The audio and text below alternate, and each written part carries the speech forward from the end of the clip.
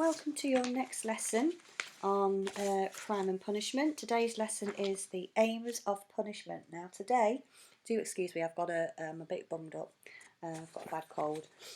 Today you're going to need the online textbook, or access to the online textbook, which is under the first tab. You're going to need access to the printouts for lesson 1. You do not need to print them off. If you have no printer, it doesn't mean you can't do the lesson. I've had a few people querying saying they can't print things off, and that is absolutely fine because, excuse me, you just need to access the information. Anything that's a grid fill, of course you can just make your own grid in your exercise book or on paper. So you do not have to print anything out if you have no access to a printer. Okay, now going back to this from last lesson, we've looked at beliefs and attitudes about the causes of crime, and today we're moving on to the aims of punishment. We're not looking at justice today, we're going to do that next lesson, and we're going to look at retribution, deterrence and reformation. We're actually going to look at 6 aims of punishment, but those 3 we must know. Okay, sorry, crime and punishment there should read aims of punishment, but crime and punishment's fine. And your learning challenge today is, can I evaluate whether different forms of punishment are valuable or not, and why? Okay, you've got 3 keywords there: crime, vindication and reparation, and those words will come up during the course of the lesson. So please write your date, title and learning challenge in your book or on paper, however you're working currently, and we can crack on. Of course, you might want to pause me if I go too fast, which is great with a video.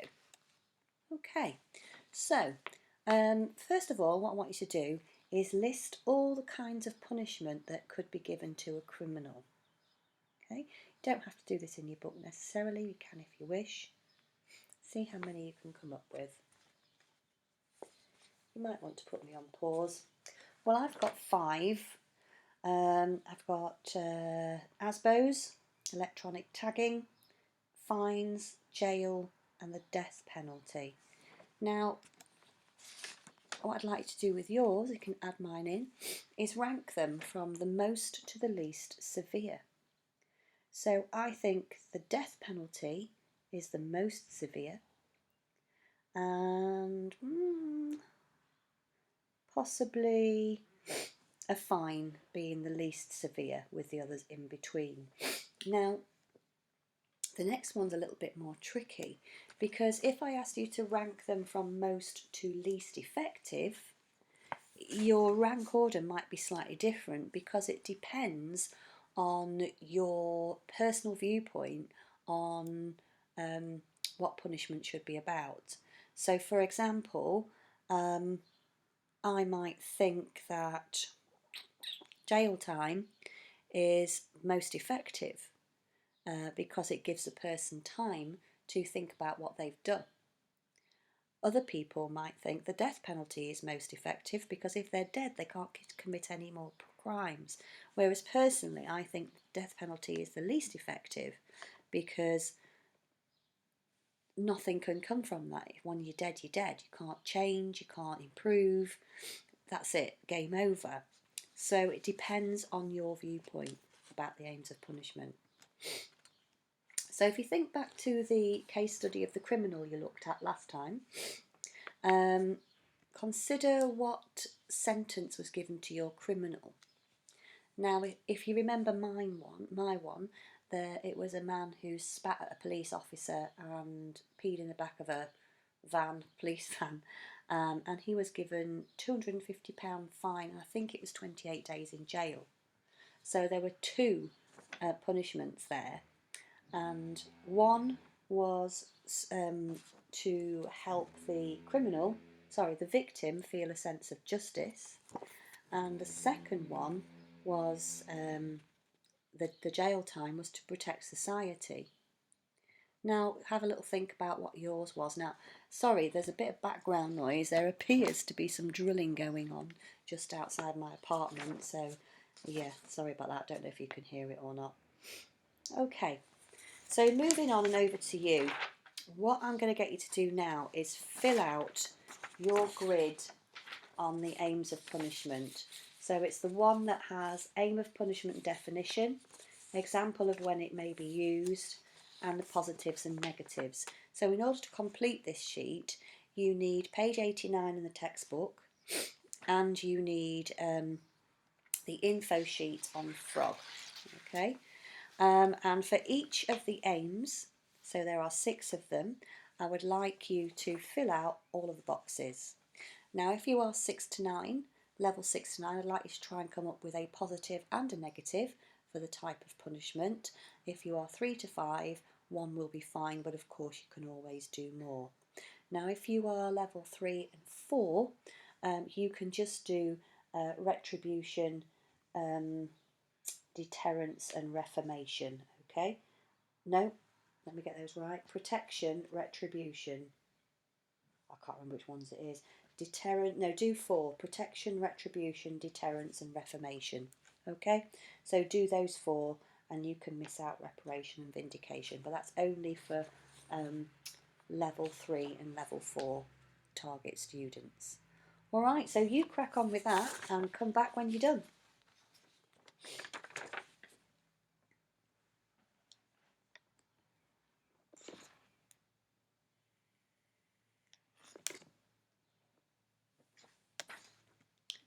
Hi there. So have a look at your your lists. Which do you think is the best form of punishment out of those 6? Now your views might be very different to mine, but as long as you can give reasons for what you believe, that is absolutely fine. And these kind of points will be able to be used in 15-mark questions as well, so bonus. So in my opinion, the best aim of punishment is reformation, because if a person changes their ways, they can be a good member of society and then not bring or not commit offences again. Now, although I think that is the best aim of punishment, I do accept that it doesn't always work, because sometimes putting people in prison just makes people better criminals. So what I've done there is quite a detailed answer. You're going to need to write 2 paragraphs, one for which you think is the best and why, and which do you think is the worst.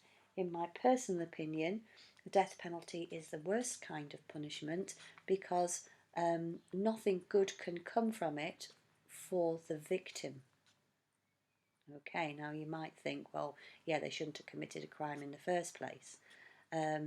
However, personally, I believe that when people commit serious crimes, not all people, some people, it could be down to a psychological problem. Also, if someone has the death penalty, what if they are innocent and have been convicted of a crime they didn't actually commit? So I think it's the worst kind of punishment, because once that has happened, there's no coming back from it. So what I'd like you to do is do your 2 paragraphs, which is the best and which is the worst, and then come back when you're done. Put me on pause. Alright, so next you need the subheading, utilitarianism. Okay, and what I want you to consider now is, what do you remember about it? Anything or nothing? Well, utilitarianism is the greatest good for the greatest number, sometimes called the greatest happiness principle. You can read about it on page 90 in your textbook. So the idea of utilitarianism, which was brought about by a guy, philosopher called Jeremy Bentham, is that the morally correct thing to do in all situations is that which brings the most happiness to the most people. Therefore, if we apply that to punishment, if punishing a criminal makes people feel happier, therefore makes more people happier than the people who are punished, then it is a good thing. Okay, so they would be happy with, well, any of the forms of punishment. Perhaps the biggest one might be to protect the innocent. So on my case scenario, putting the spitting man in jail for 28 days causes him not a lot of happiness at all, misery, but he's one person that's being made to be miserable, And the happiness principle or utilitarianism, it causes more people to be happy because society feels safe. There's more people in society than the one person who has been punished. So if you want to write yourself a couple of notes to remind yourself of what utilitarianism is under your subheading utilitarianism, you go for it. The next thing I want you to do under the heading is I'd like you to do a little table with receives benefits of punishment one side and receives drawbacks of punishment on the other side. So that's kind of like positives and negatives. So this will tie in with the previous activity you did with your positives and negatives of punishment. But what we're focusing on here are the people who receive benefits and the people who receive drawbacks.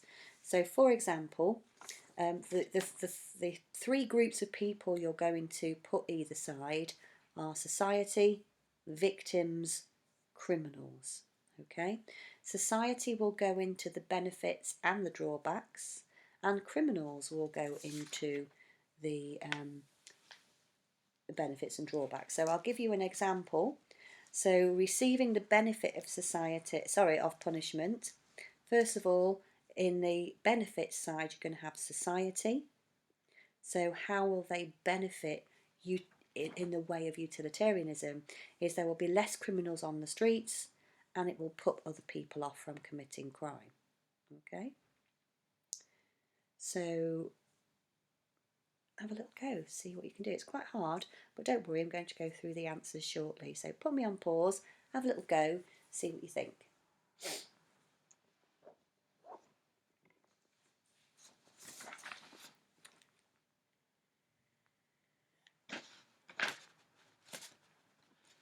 All right, welcome back. So let's have a look then. So receiving the benefits of punishment, so we're looking at the greatest good for the greatest number. Well, as I said before, society, there are fewer criminals on the street and it puts other people off committing crimes. Victims also and their families receive benefits, so they will feel that justice has been served. So they are achieving the greatest good. Here, society is getting the benefit, which is the greatest good. Victims are getting the benefit because it's the greatest good. And actually, we can also put in here, which you may have missed, is the criminals themselves, because if they become reformed because of a punishment, then even though they don't think it at the time, it is actually causing greater good. Okay, so that goes into your column on the benefits of punishment from a utilitarian perspective. So let's have a look at the drawbacks then, or the negative points from a utilitarian perspective. Okay, so we've got the criminals receive drawbacks because they're locked away from their families and friends or made to pay fines at great costs, and therefore they are not receiving the greatest happiness. And also, society. It's expensive. Okay, so prisons and the legal system are expensive. Money spent on criminals can't be spent elsewhere. So, perhaps you could bring from this is that actually the death penalty isn't such a bad thing because taxpayers' money is paying for jails, etc., for these criminals, and that's not great. So crime and prisons, etc., the legal system cost us money, and therefore it is a drawback. So you might pick a certain type of punishment over another because it causes the greatest happiness. Ooh, tricky, isn't it? So, short write-up then. According to utilitarianism, or a utilitarian view, is punishment justified? So you've got your arguments for and against there. Now you've got to write a paragraph explaining, is punishment justified? Okay. Level 6 to 9, you should try to use aspects from that grid of both for and against. Okay, if you are struggling with this because it is a tricky thing, you're level 3, 4, possibly some of 5s, then just explain why it is justified sometimes. Okay, so for example, utilitarianism, according to utilitarianism, punishment is justified because victims and their families will feel that justice has been served, and because utilitarianism is about the greatest happiness for the greatest number, one person being punished weighed up against a victim and their family feeling that justice has been served outweighs the negative. Okay?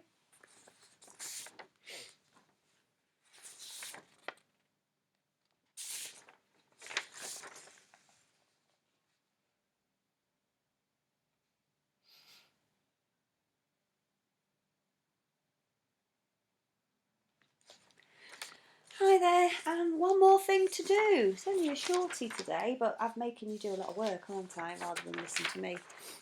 So the last thing I want you to do is the My Thoughts sheet, where there are some scenarios. So I'll do one with you so you get what to do. So here's a crime: driving twice the legal limit of driving with twice the legal limit of alcohol. The punishment given was a year's driving ban and £1,000 fine. What you need to think now is which of the 6 aims of punishment is that? Okay, so I'm thinking that is deterrence, and so it's going to put them and others off committing that crime, and protecting the innocent because they've got a driving ban. Does the punishment fit the crime? I believe it does. Yes, I feel it would definitely put someone off doing it in the future. However, £1,000 fine, what if they're a millionaire? Is a £1,000 fine actually going to hurt them? Also, if they're a millionaire, is a driving ban going to hurt them? Probably not, because they'll have their own personal driver and chauffeur. These are the things that you need to think about. Alright, so have a go at those. If you haven't got the sheet or you haven't printed it off and you just want to do a few of them, pick 5 because there's quite a lot on there. If you've got plenty of time on your hands, do them all. And I will see you next lesson when we look at justice and religious views. Bye for now.